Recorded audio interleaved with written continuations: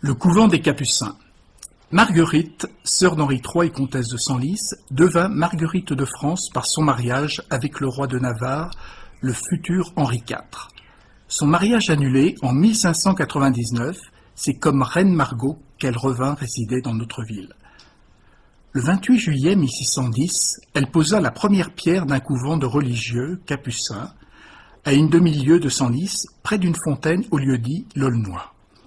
Une chapelle dédiée à Notre-Dame fut consacrée le 27 juillet 1614 par le premier abbé, le cardinal de La Rochefoucauld, à l'emplacement de l'actuelle chapelle de Bon Secours.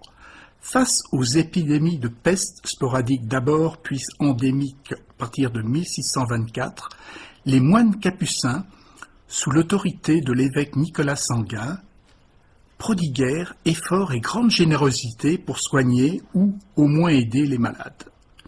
À partir de 1640, les moines obtinrent de s'installer à l'intérieur des murs dans la propriété de la rue Saint-Yves-à-l'Argent devant laquelle nous sommes. C'était à l'origine un vignoble appartenant à l'abbaye Saint-Vincent et exploité par un certain Adam Ansoul. L'établissement comprenait un cloître carré, un préau, une cuisine, un réfectoire et différents appartements au premier et second étage. L'église et la sacristie étaient bâties à l'emplacement de l'actuel portail.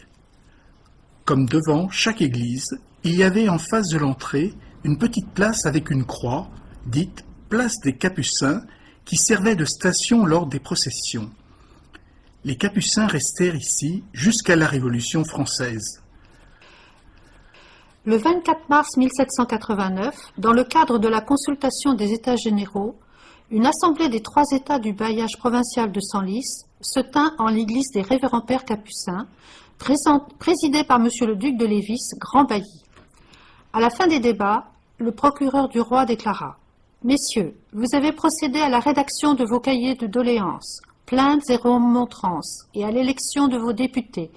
Nous requérons la proclamation en être faite. » Les Capucins, chassés, les bâtiments furent vendus comme biens nationaux et servirent de carrière pour les matériaux. Aujourd'hui, il ne reste donc plus rien du monastère. L'actuelle construction date du XIXe siècle.